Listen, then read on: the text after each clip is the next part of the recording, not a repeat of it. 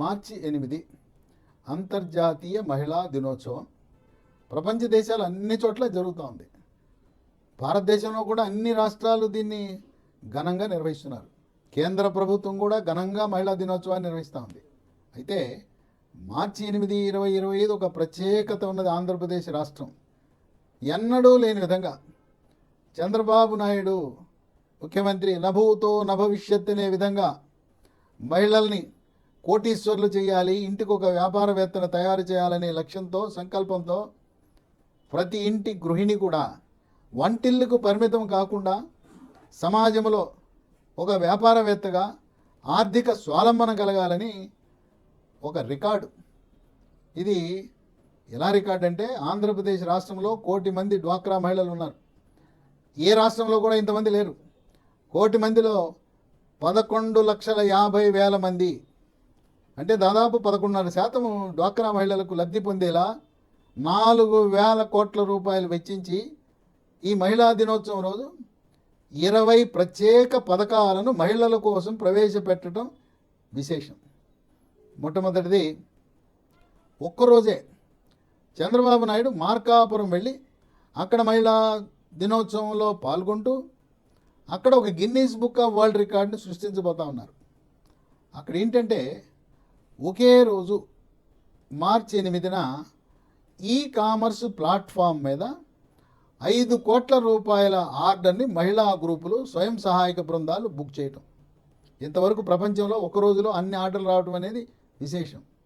ఇక 2, అరకు కాఫీని ప్రోత్సహించడానికి పెద్ద ఎత్తున బ్యాంకుల రుణ సహాయంతో తొలి దశలో ఒక 100 అరకు కాఫీ షాపులను, అరకు కాఫీ అవుట్లెట్లను ప్రారంభించి దశల వారీగా విస్తరించుతూ ఏ గ్రామానికి వెళ్ళినా, ఏ పట్టణానికి వెళ్ళినా అరకు కాఫీ పొడి లభించే విధంగా, అరకు కాఫీ తాగడానికి లభించే విధంగా ఏర్పాట్లు చంద్రబాబు నాయుడు చేస్తున్నారు.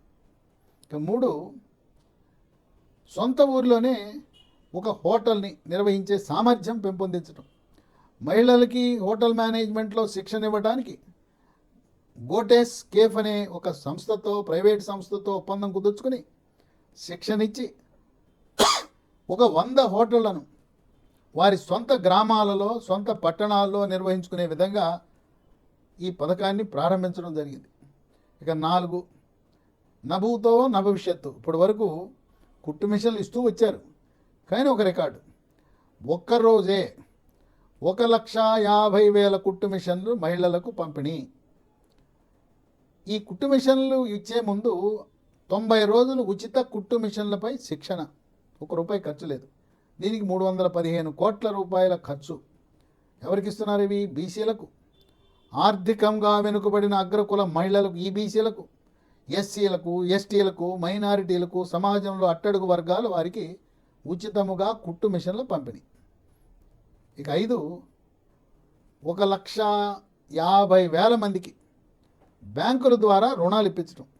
2,000 కోట్ల రూపాయలు బ్యాంకులు రుణాలు ఇవ్వబోతున్నాయి. ఒక్కొక్కరికి 50,000 నుంచి 2 లక్షల వరకు రుణం లభిస్తుంది.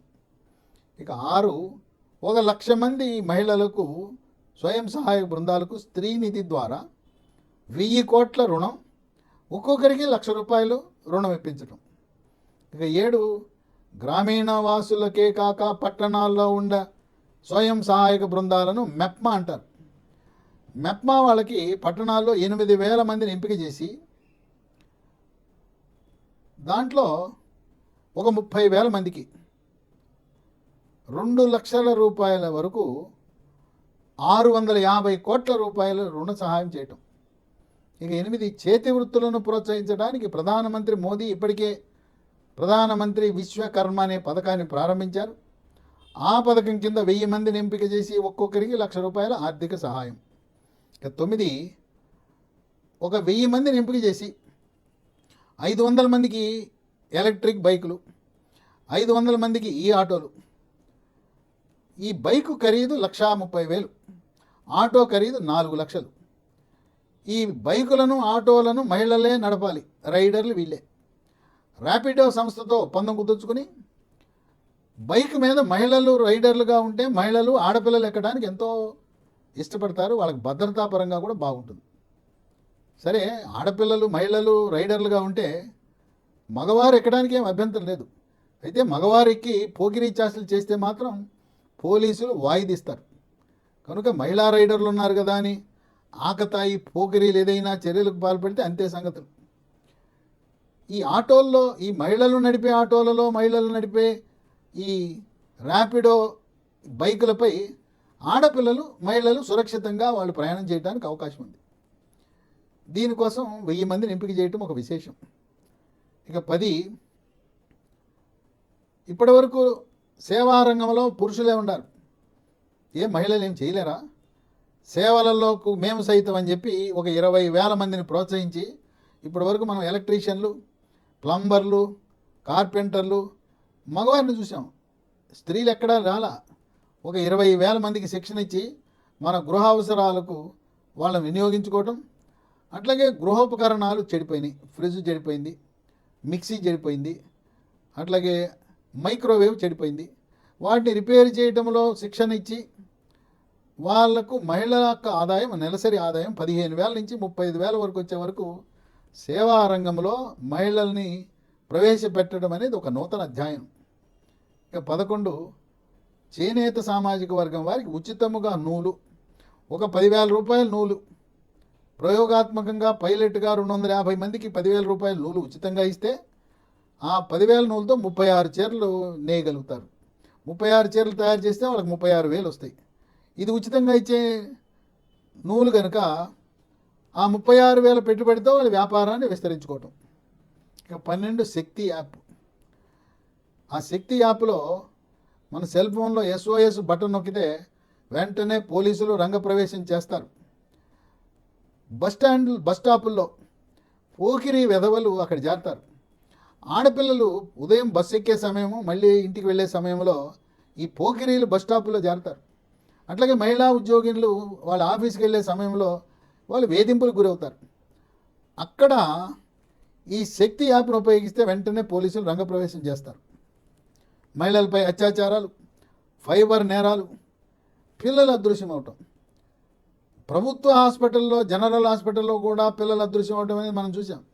అది గమనించిన చంద్రబాబు నాయుడు 2014-19 మధ్యలోనే రాష్ట్రంలో ఉండే అన్ని ప్రభుత్వ హాస్పిటళ్లలో ఎక్కడైతే డెలివరీలు జరుగుతాయో, ఎక్కడైతే మెటర్నిటీ వార్డు ఉందో అన్ని ప్రసూతి కేంద్రాలలో CCTV కెమెరాలు పెట్టారు. ఈ రోజున అన్ని గవర్నమెంట్ హాస్పిటల్లో CCTV కెమెరాలు ఉన్నాయంటే అది చంద్రబాబు నాయుడు పుణ్యమే. పిల్లలు అదృశ్యం కాకుండా ఈ యొక్క శక్తి యాప్ కూడా ఉపయోగపడుతుంది. ఇక 13, మహిళలకి పిల్లల భద్రత కోసం హైదరాబాద్ నగరంలో బాగా విజయవంతమైంది షీ టీములని పోలీసులు, మహిళా పోలీసులు. వాళ్ళు మఫ్టీలో ఉంటారు, వాళ్ళు పోలీసు డ్రెస్సులో ఉండరు. మామూలుగా సాదాసీదా మహిళల్లాగా బస్ స్టాపుల్లో ఉంటారు వాళ్ళు. ఈ పోకిరి వెధవలు అక్కడ షీ టీము పోలీసులు ఉన్నారని తెలవక అక్కడుండి ఆడపిల్లల్ని, మహిళల్ని వేధించడం, లేదా సూటిపోటీ మాటలతో వాళ్ళని విమర్శించడం, ఇవన్నీ గమనిస్తారు. అక్కడే ఉంటారు కదా షీ టీం పోలీసులు. ఆ మహిళా కానిస్టేబుల్ ఉంటారు, మహిళా SIలు ఉంటారు, మహిళా CAలు ఉంటారు, DSPలు ఉంటారు, మఫ్టీలోనే ఉంటారు. వీడు ఎప్పుడైతే ఆ ఆడపిల్లల్ని, మహిళల్ని వేధిస్తున్నాడో వెంటనే కాలర్ పట్టుకుంటారు. కాలర్ పట్టుకుని అక్కడికి వచ్చేస్తుంది వ్యాన్ ఎక్కిస్తారు. ఇక బంతి పూజ చేసి వాడిని జైల్లో పెడతారు. ఆ విధంగా మహిళలకు రక్షణ ఇవ్వడంలో షీ టీములు హైదరాబాద్ నగరంలో మంచి రికార్డు క్రియేట్ చేసింది. అట్లాగే సినిమా థియేటర్లకి ఆడపిల్లలు, మహిళలు వెళ్తే కొన్నిసార్లు కుటుంబ సమేతంగా వెళ్ళినా కూడా, భర్త ఉన్నా కూడా ఈ పోకిరి వెధవలు అక్కడ అల్లరి చేస్తుంటారు, లేదా సీటు పక్కన కూర్చొని చేతులు వేస్తుంటారు. అలాంటి వాళ్ళను కూడా వాళ్ళకి కావలసిన బడిత పూజ చేయడానికి షీ టీం పోలీసులు ఉపయోగపడతారు. వాళ్ళకి ఫోన్లో కానీ, మొబైల్లో కానీ సందేశం ఇస్తే చాలు షీ టీం పోలీసులు వాలిపోతారు. కొంతమంది పోకిరి వెధవలు ఆడపిల్లలకి, మహిళలకి అసభ్యకరమైన సందేశాలు వాట్సాప్లోనూ, సామాజిక మాధ్యమాల్లో పెట్టడము, నగ్న ఫోటోలు పంపడం, ఇవన్నీ చేస్తుంటారు. ఆ సామాజిక మాధ్యమాలను దుర్వినియోగం చేసుకుని మహిళలను అవమానపరిచే విధంగా ఎవరైతే పోస్టులు పంపుతారో, వీడియోలు పంపుతారో, సందేశాలు పంపుతారో వాళ్ళని గుర్తించి శ్రీకృష్ణ జన్మస్థానమైన జైలుకు పంపించడానికి షీ టీములు ఎంతగానో ఉపయోగపడతారు. ఇక ఈ రోజు నుంచి షీ టీములు రంగంలో దిగుతాయి. వాళ్ళు ఎక్కడ పోలీస్ స్టేషన్లో కూర్చోరు. సినిమా థియేటర్ల దగ్గర, బస్ స్టాపుల దగ్గర, కళాశాలల బస్ స్టాపుల దగ్గర ఆడపిల్లలు దిగటం ఎక్కడం జరుగుతుంది అక్కడ. అలాగే ఈ ఆఫీసులు, ప్రభుత్వ కార్యాలయాల దగ్గర అక్కడ మఫ్టీలో షీ టీములు మకాం వేస్తారు. ఇక 14 చేనేత రంగానికి ఒక మహర్దశ వచ్చే విధంగా సంచార చేనేత మార్కెట్. ఒక 60 లక్షల రూపాయలతో ఒక వ్యాన్ కొని చేనేత రథం అని పేరు పెట్టారు దానికి. ఆ రథంలో ఈ చేనేత సహకార సంఘాలు ఉత్పత్తి చేసే, మహిళలు ఉత్పత్తి చేసే ఆ టెక్స్టైల్స్ని, చేనేత చీరలు మరి ఇతర వస్తువులు కూడా ఆ సంచార చేనేత రథంలో అమ్మకాలు కొనసాగించడం. ఇది మొట్టమొదటిసారి ప్రయోగాత్మకంగా జిల్లాకు ఒక రథం ఇస్తున్నారు. ఇంకా భవిష్యత్తులో మరిన్ని రథాలు ప్రవేశపెట్టే ఆలోచన ఉంది. ఇక 15 మహిళా రైతులను ప్రోత్సహిస్తూ వేరుశెనగ పంటని, నాణ్యమైన వేరుశెనగ, రసాయన ఎరువులు వేయకుండా, పురుగు మందులు వాడకుండా ప్రకృతి వ్యవసాయం ద్వారా వేరుశెనగలో అందరికీ తెలిసింది ఏంటంటే వేరుశెనగ అంటే 2 పప్పులు ఉంటాయి. అనంతపురం జిల్లాలో మహిళా రైతులు 3 పప్పులు, 4 పప్పులు, ఒక్కొక్క వేరుశెనగ పప్పు ఇంత లావున ఉంటుంది. ఆ వేరుశెనగకి ఎంత డిమాండ్ అంటే అన్ని విదేశీ ఎగుమతులే. ఈ వేరుశెనగ అమ్మకానికి, మార్కెటింగ్కి మహిళా రైతులకు అక్కడ ఫ్లిప్కార్ట్ అనే సంస్థతో అవగాహన ఒప్పందం కుదిర్చి 10,000 టన్నులు వేరుశెనగ, ఈ పల్లీలు అంటారు, వాటి అమ్మకానికి మంచి గిట్టుబాటు ధర రావడానికి ఒక ఏర్పాటు చేశారు. అలాగే ఫామ్ వేద అనే సంస్థతో అవగాహన కుదుర్చుకుని ప్రకృతి వ్యవసాయం, రసాయన ఎరువులు, పురుగు మందులు లేకుండా వివిధ రకాల పంటలు పండించే విధంగా వారితో అవగాహన ఒప్పందం. అంటే వ్యవసాయ రంగం, అలాగే హార్టికల్చర్ రంగం, తోటల పెంపకంలో కూడా మహిళలు ముందంజ వేయాలనే ఆలోచన. 16 ప్రతి ఇంట్లో ఒక మహిళా పారిశ్రామికవేత్త ఉండాలి. చంద్రబాబు నాయుడు దూరదృష్టితో 32 సంవత్సరాల క్రితం మొదటిసారి ముఖ్యమంత్రిగా ఉన్నప్పుడు ఎలీప్ అని, లేడీ ఎంటర్ప్రెన్యూర్స్ ఆఫ్ ఆంధ్రప్రదేశ్ అనే ఒక సంస్థని ప్రోత్సహించి హైదరాబాద్ నగరంలో గాజుల రామారం దగ్గర 32 ఎకరాలు మహిళా పారిశ్రామిక వాడ, అక్కడ మహిళా పారిశ్రామికవేత్తలతో అక్కడ కంపెనీలు ప్రారంభించి ఈరోజు బ్రహ్మాండంగా అక్కడ వ్యాపారం వృద్ధి చేశారు. అదే బాటలో ఇక్కడ విజయవాడకు సమీపంలో మహిళా పారిశ్రామికవేత్తలకు ఒక ప్రత్యేకమైన ఇండస్ట్రియల్ పార్కులను ఏర్పాటు చేసి వాళ్ళను పెద్ద ఎత్తున ఎలీపు ద్వారా అనేక మందిని ప్రోత్సాహం చేయటమే కాక ప్రతి సంవత్సరం 1,00,000 మంది మహిళల్ని పారిశ్రామికవేత్తలుగా రూపుదిద్దాలి. దానికి కూడా వివిధ రంగాలను ఎంపిక చేసుకున్నారు చంద్రబాబు నాయుడు. వ్యవసాయ ఆధారిత జీవనోపాధి, వ్యవసాయము, హార్టికల్చరు, ఫ్లోరికల్చరు, సెరికల్చరు, మత్స్య సంపదను అభివృద్ధి చేయటం ఒక 55,000 మంది. రెండోది తయారీ యూనిట్లలో 10,000 మంది, సేవా రంగంలో 15,000 మంది, వాణిజ్య వ్యాపార రంగంలో 20,000 మంది, ర్యాపిడో రైడర్లుగా మరో 10,000 మంది. ఈ విధంగా 1,00,000 మంది మగవాడితో సమానంగా ఇంకా ఎక్కువ సంపాదన చేయాలనే లక్ష్యంతో మహిళా వ్యాపారవేత్తలు, మహిళా పారిశ్రామికవేత్తలుగా మహిళల్ని సంవత్సరానికి 1,00,000 మందిని తీర్చిదిద్దటం అనేది ఆయన యొక్క ఆలోచన, ముఖ్యమంత్రి ఆలోచన. 17 స్వీయ రక్షణ. హాస్టల్లో ఉండే బాలికలకు, కాలేజీల్లో, స్కూళ్ళలో ఉండే బాలికలు స్వీయ రక్షణ. ఎవడైనా పోకిరి వాళ్ళ జోలికి వస్తే వాళ్లకు కరాటే లాంటి విద్యను నేర్పిస్తే ఆత్మరక్షణ చేసుకోవడంలో సిద్ధాస్తులై ఉంటారు ఆడపిల్లలు, మహిళలు. ఇలాంటి మన భారతీయ సాంప్రదాయము, మహిళలను గౌరవించే సాంప్రదాయం, కరాటే లాంటి విద్యలు నేర్పించి స్వీయ రక్షణలో తగు మెలకువలు నేర్పించడం. ఇది కూడా ప్రభుత్వ అధీనంలో జరుగుతుంది. 18 అంగన్వాడీ కార్యకర్తలకి ఇప్పటి నుంచో ఎదురు చూస్తున్నారు. దశాబ్దాల తరబడిగా అంగన్వాడీలు కోరుకునేది మాకు గ్రాట్యుటీ ఇవ్వండి, రిటైర్మెంట్ అయినాక మాకు కొంత డబ్బు ఇవ్వండి అని అడిగారు.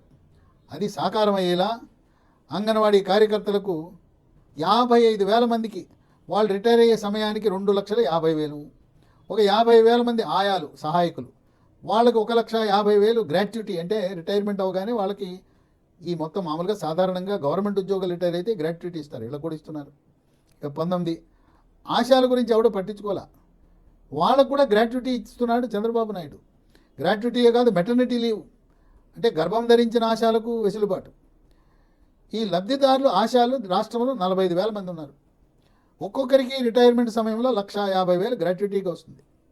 2 కాన్పులకు ఒక్కొక్క కాన్పుకి 3 నెలలు మెటర్నిటీ లీవ్, గర్భం ధరించినప్పుడు వాళ్ళకి 3 నెలలు సెలవు ఇచ్చి ఆ సెలవు దినాల్లో జీతం కూడా ఇవ్వడం జరుగుతుంది. 20 మగవారితో ధీటుగా స్త్రీలు కూడా హోటళ్ళు నిర్వహణ చేయగలరనే ఆ దృక్పథంతో ఒక 4,000 మందిని రాష్ట్ర వ్యాప్తంగా ఎంపిక చేసి హోటల్కి పేరు కూడా పెట్టారు చంద్రబాబు నాయుడు. దాన్ని తృప్తి హోటల్ అని. అంటే అక్కడికి వెళ్తే తృప్తి పొందాలి. రుచి, శుచి, శుభ్రత అన్ని రకాలు. ఆ తృప్తి అనేది ఏంటంటే మనం తృప్తిగా తిని రావటం. మరి సాధారణ పౌరులకు, మధ్యతరగతి పౌరులకు అందుబాటులో ఉండే విధంగా తృప్తి హోటళ్లను పెద్ద పెద్ద గ్రామాలలో, మండల కేంద్రాలలో, టౌన్లలో, నగరాలలో ఏర్పాటు చేయాలి. 4,000 మందికి అవకాశం. అంటే 4,000 తృప్తి హోటళ్ళు వస్తాయి. ఇక మన మున్సిపల్ మంత్రి నారాయణ రెండవసారి మున్సిపల్ మంత్రి అయిన తర్వాత ఆయనకు ఒక వినూత్నమైన ఆలోచన వచ్చింది. ఇప్పుడు రోడ్ల పక్కన తోపుడు బళ్ళు ఉన్నాయి. ఆ తోపుడు బళ్ళ వల్ల ట్రాఫిక్ అంతరాయం ఉంది. ఈ తోపుడు బళ్ళలో వ్యాపారం చేసుకునే వాళ్ళని, ఫుట్పాత్ల మీద వ్యాపారం చేసుకునే వాళ్ళందరినీ స్మార్ట్ స్ట్రీట్ వెండింగ్ జోన్స్ అని చెప్పి ప్రత్యేకముగా కేటాయించిన జోన్లో చక్కగా ఆహ్లాదకరంగా అందంగా మున్సిపల్ శాఖనే షాపులు నిర్మాణం చేసి ఆ షాపుల్లో వివిధ వ్యాపారాలు చేసుకోవటం, అక్కడ పార్కింగ్ నిర్వహణ, అట్లాగే సోలార్ లైటింగు, రాత్రిపూట లైట్లు ఏర్పాటు చేయటం, దీన్ని స్మార్ట్ స్ట్రీట్ వెండింగ్ అని చెప్పి పేరు పెట్టారు. దాంట్లో ఒక 2,000 మందికి అవకాశం ఇవ్వటం. ఇక ఇది విజయవాడ నగరానికి వస్తే, విజయవాడ నగరంలో 2 చోట్ల, అది మహిళలు నిర్వహించట్లేదు, ఎక్కువ మంది మగవారే ఉన్నారు, కొద్దిమంది మహిళలు ఉన్నారు. సాయంత్రం అవుతానే 2 చోట్ల ప్రత్యేకమైన జోన్లు, ఆహార పదార్థాలను అమ్మే జోన్లను ఏర్పాటు చేశారు. గతంలో బెంజ్ సర్కిల్ చుట్టూ పగలు రాత్రి ఈ మనకు కావాల్సిన వస్తువులు, తినుబండారాలు ఉండేవి. అర్ధరాత్రి వచ్చినా కూడా కలకత్తా నుంచి చెన్నై కలకత్తా రహదారిపై ఉండేవాళ్ళు అక్కడ వాళ్ళు తనివిగా తింటూ ఉండేవారు. రకరకాల ఫాస్ట్ ఫుడ్ మనకు కావాల్సినవి దొరికాయి. ఇప్పుడు విజయవాడ నగరంలో అక్కడ ఇందిరాగాంధీ మున్సిపల్ స్టేడియం పక్కన ఒక ప్రత్యేకమైన ఫుడ్ కోర్టు, ఈట్ స్ట్రీట్ అన్నారు. ఈట్ అంటే తినే వీధి, తినుబండారాలమ్మే వీధి. సాయంత్రం అయితే మొత్తం 2 పక్కల మనకు ప్రపంచంలో ఎన్ని రకాల తినుబండారాలు ఉంటే అన్నీ కూడా చక్కగా ఆహ్లాదకరమైన వాతావరణంలో ఆస్వాదించవచ్చు. ట్రాఫిక్ జాములు ఉండవు, దుమ్ము ధూళి ఉండదు, శుభ్రము, శుచి, రుచి అన్నీ లభిస్తాయి. ఇంకో ప్రాంతము ఇక్కడ ఏలూరు రోడ్ నుంచి వెళ్ళినప్పుడు అక్కడ సత్యనారాయణపురం దగ్గర అక్కడ దాని పేరే అక్కడుండే ట్రాఫిక్ లైట్ జంక్షన్ని ఫుడ్ జంక్షన్ అంటారు. ఆ ఫుడ్ జంక్షన్ నుంచి దాదాపు 2 కిలోమీటర్ల దూరంలో అక్కడ ఇంతకుముందు రైల్వే ట్రాక్ ఉండేది. రైల్వే ట్రాక్ను తీసేసి రోడ్డు నిర్మాణం చేశారు. అక్కడ ఆ రోడ్డు మీద ఇరుపక్కల రోడ్డు ఉంది, మధ్యలో అక్కడ ఫుడ్ స్టాల్స్ ఎంత చూడముచ్చటగా ఉంటాయంటే విజయవాడ వాసులు సాయంత్రం 6 తర్వాత ఇంట్లో వంట చేసుకోవాల్సిన అవసరం లేదు. ఒకరోజు ఈట్ స్ట్రీట్కో, రెండవ రోజు సత్యనారాయణపురంలో ఉండే ఫుడ్ జంక్షన్కి వెళ్తే అసలు కళ్ళు తిరిగిపోతాయి. వాళ్ళు తయారు చేసే వంటలు, విధానాలు, రుచి అవన్నీ చూస్తే తప్పకుండా విజయవాడలో ఉండేవారే కాక విజయవాడ వచ్చిన వాళ్ళు, సందర్శకులు, ఇతర జిల్లాల వాళ్ళు ఇందిరాగాంధీ మున్సిపల్ స్టేడియం పక్కన ఈట్ స్ట్రీటు, అట్లాగే ఏలూరు రోడ్ నుంచి వెళ్తే సత్యనారాయణపురం ఫుడ్ జంక్షన్లో ఒక్కసారి ఎటువంటి, పైగా ఇవన్నీ కూడా మధ్యతరగతి వారికి, దిగువ మధ్యతరగతి వారికి మన పర్సు ఖాళీ కాదు, అతి తక్కువ ధరతో సామాన్యులకు ఈ ఫుడ్ అందించడం, రకరకాల వంటకాలు వేడివేడిగా మన కళ్ళ ముందే చేసి మనకి అందించడం అనేది విశేషం. ఈ విధంగా అంతర్జాతీయ మహిళా దినోత్సవం మార్చి 8, 2025 సందర్భంగా ఒక ప్రపంచ రికార్డు, గిన్నీస్ బుక్ ఆఫ్ రికార్డులో ఎక్కడమే కాకుండా ఏ రాష్ట్రము ఎన్నడూ ప్రవేశపెట్టనన్ని 20 పథకాలు, లబ్ధిదారులు 11,50,000 మంది, బడ్జెట్ కేటాయింపులు 4,000 కోట్లు. ఇది ఒక చరిత్రగా ఆర్థిక రంగ విశ్లేషకులు, రాజకీయ విశ్లేషకులు భావిస్తున్నారు.